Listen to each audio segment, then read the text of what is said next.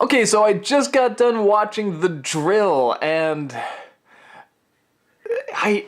Okay, so this is the episode. They got this giant drill outside of Ba Sing Se. They're trying to get their way in. They're trying to breach this giant wall, which they do a very good job showing the size of this thing and how long it takes to get up and down the wall. They really show the size of it very well. And they have to just stop this thing from bringing down the wall. And the three girls are in there, Azula and the other two. The Fire Nation has this army coming in. All the Earthbenders go to try to stop it, and they can't stop it. It's up to the Avatar and his friends to go in and try to break it from the inside out, try to destroy the inside to destroy the outside. And it just built and built and built, and this simple plan suddenly gets a little bit more complicated, and they just need to push it. But then the girls find out where they are and they try to attack him, and then they split up and they go into different directions. And then you have the Avatar, he heads out and he just needs to deliver the finishing blow, but then Azula comes out and starts using her lightning, but then the Earthbenders start throwing the rocks down, and they're using those rocks to throw at each other. And then Aang gets knocked out, and Azula comes and she's gonna try and deliver the finishing blow, but then he gets this rock hand out of the wall and uses that to fight her off. And then he climbs up the wall, turns around, the music is building. Azula sees he's coming down, she shoots the lightning, he goes through the lightning, delivers the finishing blow, and kaboom, the drill is destroyed. Holy fuck, I'm watching this, I'm like, oh my god, man, that was just so fucking huge and epic. And when it was all said and done, they're like, you know, one of them says, "We lost." And they're looking over, the drill is stopped, and Ba Sing Se seems to be safe. And the three, or four now, they're just gonna go into the city, look for Appa. And after all that awesomeness, I said, if you got rid of this episode, would we have missed anything important? Which sounds horrible because this was so big and so epic and so huge. And the whole episode was just dedicated to taking this thing down and the technicals of taking it down. It was unbelievable, the detail that they spent on this. And they had the sun setting while the climax was happening, and it makes for wonderful colors and these wonderful angles. And like I said, the music, some of the best in the series, man, it just kept building.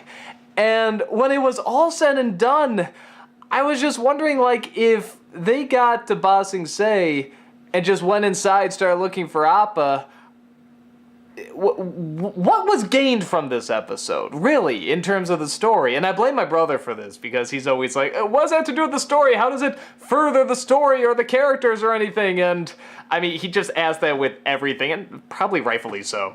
But now it's just ruined me, because I can see something as awesome as this and question why. So I'm really torn on it. I guess maybe if they write it back in or they work it all together, maybe. But I don't see how it could. It doesn't seem like anyone learned anything or evolved to anything. I mean, yeah, again, you get some nice technique and philosophy, like about, you know, the flow of the chi and pressure points and stuff like that. Like, that stuff's all cool. It's not just a cool episode, it's a fucking awesome episode. But in the grand scheme of things, I'm wondering if it adds up to anything. Maybe it will. Maybe somewhere it'll tie back in. But as of now, I'm just like, that was the most awesome filler. I know people hate it when I use that word, but right now it seems like filler.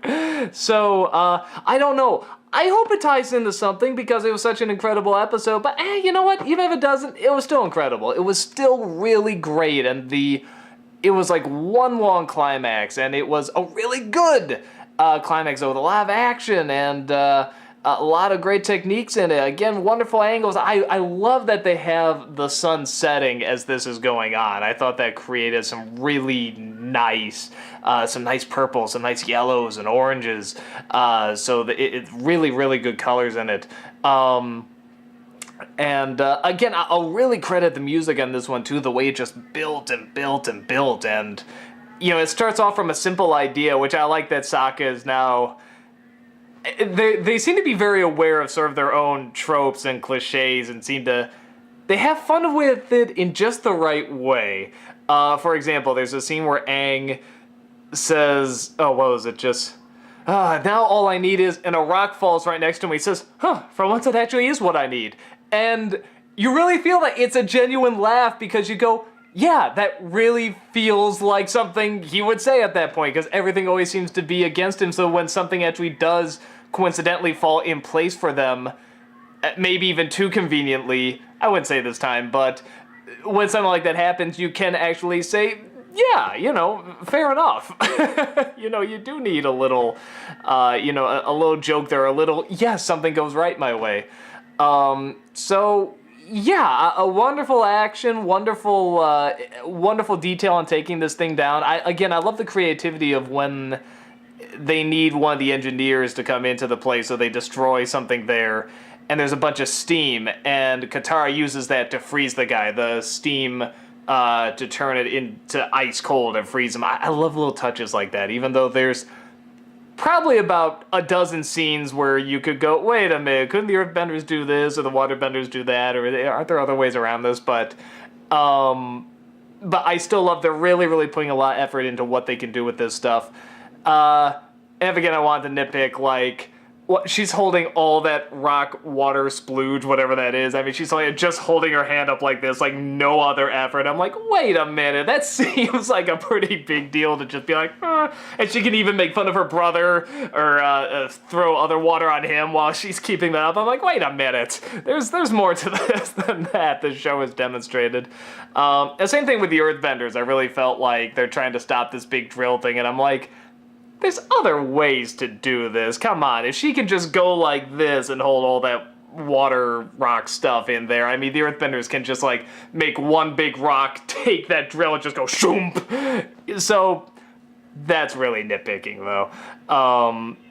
This episode, like I said, had so much good action. The only other thing, I'll talk about is that there's the other story is with Zuko and the uncle and Jet, and man, this ain't going where I thought it was gonna go. This well, first of all, I thought they were really indicating, as you'll probably hear from the last episode, I thought they were indicating that Jet knew who he was, because he pretty much says, I know who you are, or I know the story behind that scar, or you were lying about it, or protecting your identity or something. I mean, wouldn't you get that he knows who he is? Maybe not, but oh man, I thought maybe they were gonna do like a friendship or something, and they was gonna betray him. I mean, he even says, I could use a friend, relying on others is good. And then what did they do? He's like, come join our brotherhood. No.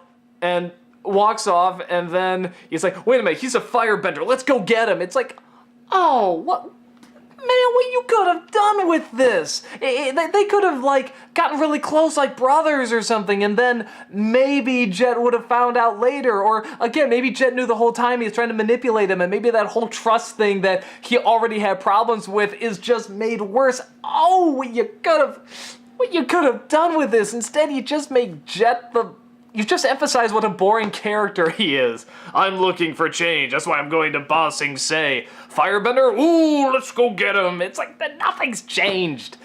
For now, again, I mean, that's the word, or the words you're probably noticing I'm using a lot, is for now, or let's see, or, that's always the trick with a show, is that you don't know what they're gonna do. Maybe they'll do something, really good that I never thought of, but as of now, man, I hope they got something good planned with that, because there's some real good possibilities with that, and instead it looks like they're going sort of a different silly route. I don't know. Well, we'll see where that goes. Like I said, could be totally wrong. Always open to that. That's the difficulty of reviewing a show instead of a movie, is that when a movie's done, it's done. There can be a little to be continued, but for the most part, it's done. With a show, it's like, well, you don't know where the hell it's gonna go. You don't know if they're gonna actually, like, surprise you with something or lead you down different avenues. So whenever I say, those stupid jerks, they should have known to do this, maybe they are doing that. They're just making you think they're gonna do something else. So I don't know. I don't like where it's going now, but hopefully they'll turn it into something else, or have turned it. I mean, the show's done. It's been years out, but you enjoy me talking about it like it's something new. So yeah, it is a good episode. I'm not gonna say it's not. It was very enjoyable, and I mean, heart-pounding, great action. as action scenes go, I mean, this is just, it's like one long big action scene and it's done really, really well. I would like it to tie more into the story. If it doesn't, you know what? The action's so good, I'll take it. It's still really, really enjoyable. So, that's it. I'll see you at the next one.